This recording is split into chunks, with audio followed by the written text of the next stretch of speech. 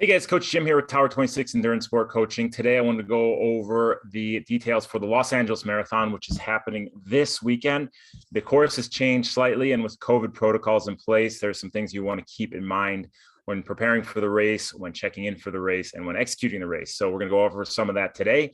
But let's make sure you guys go over the athlete guide, which is found at the LA Marathon website. Read it through so you know times, locations, and you're just solid in where you need to be at certain times and all the protocols that are in place. Because I'm going to go over some important ones here, but there are some finer details such as shuttle times and parking areas and things like that that you want to be familiar with that I'm not going to cover in this short presentation. So we're going to keep this as brief as possible, just touching on some important points, like I said, regarding logistics, but also regarding execution, both from a pacing and nutrition standpoint. So let's get into it. I prepared a keynote presentation. Let me share the screen here so we can get right at it. Share here. I will hit play. And here we go. Los Angeles Marathon, November 7th, 2021, brought to you. This presentation is brought to you by Tower 26. I'm going to move this down a little bit. And there we go. Play that. So Saturday, day before the race, you want to make sure that you wake up, get a carb-heavy breakfast, eggs, toast, oatmeal, get some protein, some well-balanced diet for that Saturday morning, the day before the race. You can get some light training, some pickups in, nothing too crazy, 20, 30 minutes, maybe get some 3x30, 3 to 5x30 second, where you just bring the leg speed up slightly, drive those knees nice and light on your feet, but mainly you're just getting in a little stretch out run where you're not overdoing it. Pack up your post-race gear. This is something that's a little different this year at the LA Marathon due to COVID. There's going to be no morning bag drop at the race. So you're going to drop your post-race gear off at the expo at Dodger Stadium the day before the race. So there's check-in Friday or Saturday. I'm assuming you're going to be checking in Saturday. You might be doing this on Friday if you're checking in Friday at Dodger Stadium. But you're going to pack your post-race gear. You're going to drop it off at Dodger Stadium. So then after the race on Sunday, they'll have that gear there ready for you so you can put on some dry clothes as opposed to wearing your race gear all the way back home. I put transition here, but I meant to say, I'm just speaking in triathlon terms, you're going to head to Dodger Stadium for your packet pickup, for your bib pickup, for your timing chip pickup. Once you do that, you can walk around the expo for a second, but don't spend too much time there because you want to get home, get off your feet. Remember, race day is Sunday. You don't want to spend all your energy Friday or Saturday at the expo walking around, spending endless time in that feet. So as soon as you can get out of the expo, get home, get off those feet. Eat dinner on the earlier side. Don't overhydrate. You don't want to be chugging a ton of water. Everything you drink, you want to have electrolytes in that drink, so you're keeping the sodium reserves topped off in your body. If you're drinking too much water, all you're doing is watering down that sodium, and you're going to cramp just as bad as if you didn't have any sodium in your system. So make sure you're drinking electrolytes. So something like Noon, which they're going to have on course at every aid station, you can drink that the day before. Make sure you're keeping salt on your food. Most of the time, your doctor is going to say, don't oversalt your food. The day before a race, you can salt your food because you're going to need those electrolytes, aka sodium, on race day. Shut it down early. You want to turn off all your screens. Even if you can't sleep, just lay there and become one with your thoughts, and do not just turn to your screens as soon as you can't sleep. You will sleep. You'll sleep more than you think you slept, but you have to shut it down early and just get into that relaxation state. No screens the night before the race. Athlete check-in, here is a little schedule on the right-hand side. Friday, November 5th, 10 a.m. to 7 p.m., Dodger Stadium. Saturday, you have your check-in from 9 a.m. to 5 p.m. at Dodger Stadium. And then as you see, Sunday, the pro race starts 6:55 a.m. and our age group starts around 7 a.m. Remember, at check-in is at Dodger Stadium. Remember, you need to bring your proof of vaccination or a negative COVID test to check-in. So the negative COVID test has to be recent, very recent. I'm not sure exactly how many days recent, but check that in the athlete guide. But it has to be very recent COVID test or your proof of your vaccination. I already said the check-in times. Bring that post-race gear. There will be no morning bag drop-off at Dodger Stadium. So that means the race morning, if you want to wear anything other than what you're wearing for the race, it has to be stuff that you're going to lose at Dodger Stadium, throw out at Dodger Stadium, and not be concerned with getting back, because you're not going to get back that gear. So bring an old sweatshirt, old sweatpants, something that you can get rid of and not worry about. You need to get your own packet at check-in. You can't have anyone get the packet for you. So you have to make the trip to Dodger Stadium and check in on your own. So you cannot have anyone check in for you at Dodger Stadium. Race morning, make sure you check out the race guide for the shuttle locations and times. Guys, here's a tip: take the shuttles. There's plenty of shuttles in different areas of the city to bring you to the race. Because if you're trying to have someone drop you off, there is drop off allowed at Dodger Stadium, but it is a mess. The backup on the freeway is just miles long. The shuttles cut right through it. They don't have to wait in that backup, and they go right to the front of the lot. You get right in. It's really easy. That way, if you are parking in Century City and taking the shuttle from there, for example, your car is already at Century City and you don't have to worry about anyone coming to pick you up. If no one's coming, if you don't have any spectators coming for you, it's just much easier taking those shuttles. So corrals open at 5 a.m. You are not going to get in the corral 2 hours early, just so you know. You're not just getting in there and sit there. So get there and you can hang out around the areas, go to the bathroom at your leisure. You can put your feet up, just relax a little bit. Face masks are required in the start area. There'll be garbages where you can throw out those face masks, but they are required in the start area. You don't have to run with the face mask on, but you need to have it in the start area and on the shuttles. Each athlete, each of you guys is assigned a specific corral. You are going to start in that corral no matter what. There's no slipping into another corral. It's pretty stingent. Don't worry about it. Your corral is your corral. Your start time is when you cross that start line. Doesn't make a difference where you start. LA Roadrunners will have pace groups every 10 to 15 minutes from 3 hours up to 6 hours and 30 minutes based on your finish time. This is a great option.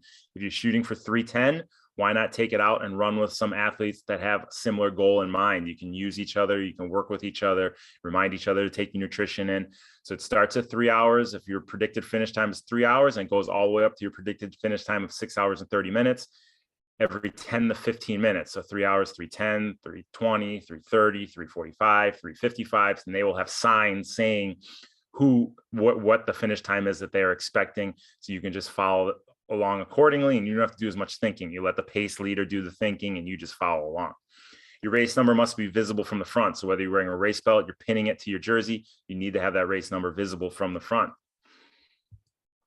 Sunday, race day, you're going to wake up nice and early, 3:34 a.m., about 2.5 hours before your start time. So if you're starting at 7, 6, 5, 4:30 a.m., you want to eat your breakfast. So eat something that's easily digested: oatmeal, scoop of peanut butter, jam, something's well-rounded, got a little fat in there. It's going to hold you over and stick to your ribs.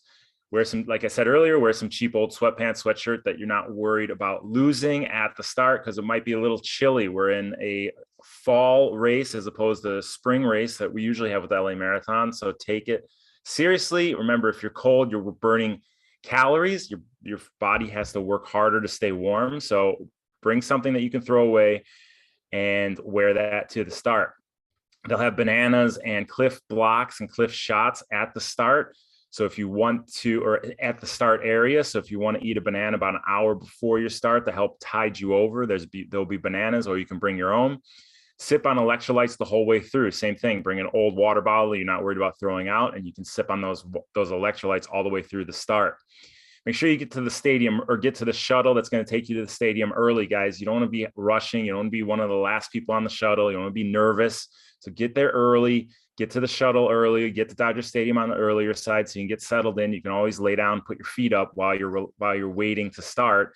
And then about 10 to 15 minutes beforehand, you can start your easy pre-race jog. Remember the Vaseline anywhere you might chafe: underarms, nipples, toes, instep, heel, anywhere that you have the propensity to chafing, that we don't want that to ruin your day, guys. They'll have it on course as well at aid stations, but use it liberally before you start. Before you head out the door, add that Vaseline on anywhere that you're worried, and that'll help head off that chafing, and not something you're not going to have to worry about on race day when you're in the pain cave. Like I said, take a number 2. There's going to be plenty of outhouses there. You can take 10, 15 number 2s if you need to before your 10 to 15 minute jog. But like I said, if you're there plenty early, you'll have plenty of time to do that, and everybody will be doing it. So you won't be alone. So not something you want to avoid. No need to be in your corral way early before the start. If you feel that you should be in a faster corral and you're not in that faster corral, or you're in the open corral, don't stress, guys. It's all about you and when you cross that start line, and it actually works out to your advantage if you're in a slower corral than you think you could be, because it helps you keep those reins on with being out without being too aggressive at the start, which marathon is a practice in patience. It's all about keeping patient at the start so you can finish it out fast with everything you have left in the tank. And you don't want to leave it all out there in the first half, which a lot of athletes do. You guys are tapered, you have tons of nutrition in your system, your electrolytes are topped off. The first half is easy, and that's where you want to run fast. You got to keep the reins on. So a slower corral actually benefits you, because it keeps you from taking it out too strong, because you're going with the flow of the group. Here's the run course. The run course is a little different than it has been in the past, because you are turning around as you move to the border of Los Angeles and Santa Monica, and you're coming back to Century City. So it's a test in mental strength as much as it is physical. It's 26.2 miles, 950 feet of elevation, but the way you gain that elevation is unique to LA, that it's rolling hills and false flats that really beat your legs up in that front half and leave you really obliterated from the back for the back half if you don't pace it out correctly. 21 aid stations every mile from mile 2 to 25. As you see, they have noon and water at all the aid stations. Miles 12 and miles 20 have cliff shots and cliff blocks. Like I said, you're going to turn around at mile 22 and head back to Century City. So you're going to retrace the steps you made from Century City to the border of Los Angeles and Santa Monica and San Vicente in 26th. And then you're going to turn around and come back those same miles to Century City. So it's always tough to have a course where you know the terrain and you know how challenging that terrain was, and then you have to go run it again. So you have to put your head down and run it 1 mile at a time. Never look at it as 26.2 miles. Look at it as I'm running 1 mile to mile 2, mile 2 to mile 3, mile 3 to mile 4, never thinking how much you have left or how much you already ran. Just stay present and focus on the current mile that you're on. No matter what, you're staying on top of your nutrition. You're taking those electrolytes and water at every aid station. You're taking your gels and your calories on the prescribed intervals that you have thought of before the race, and you're not missing them no matter what that weather is. If it's a cooler morning, overcast, you're still taking that nutrition on those same intervals that you planned on taking them. You're still taking those waters, those electrolytes at every aid station. You're not skipping any just because the weather might be a little different than predicted. If it's sunny and hot, you're taking it the same way that you're taking it as if it were cool and overcast. Here's some notes on the run. At the beginning, find your focus, find your rhythm. Don't be in a rush to hit that marathon race pace. Your mantra at the beginning should keep the reins on. Patient at the start is what's going to allow you to go slow enough so everyone's going the same speed. When it opens up and it's all congested at the start. Sorry, I have a typo there. It's all going to be congested at the start. That's going to allow you to keep those reins on. When it opens up and things start to string out 2-3 miles in, you're going to have to remember to keep those same reins on and not just go faster because there's less people in front of you. You have to stick to your pace and know, hey, if I go easy now and I stay relaxed in this first half, when the back half hits and those hills hit in the back half, I'm going to be ready for it because I took it easy and didn't crush myself in the front half. You must remain patient and keep the reins on as you run. You've practiced your pacing, you've practiced your marathon pacing. Because you're tapered and fresh, don't just go all out and give it everything you have, because that's going to lead to limping over the finish line. You want to run strong to the finish line. And in order to do that, you have to really manage that pacing accordingly. The front half of the LA Marathon is brutal on the legs, guys. It's just false flat, false flat, false flat, beats up the legs, leaves you with nothing for the back half if you go too hard. So keep the front half reined in, take your time getting up the hills, push over the top, keep that foot relaxed, keep the body relaxed so you can finish that back half strong.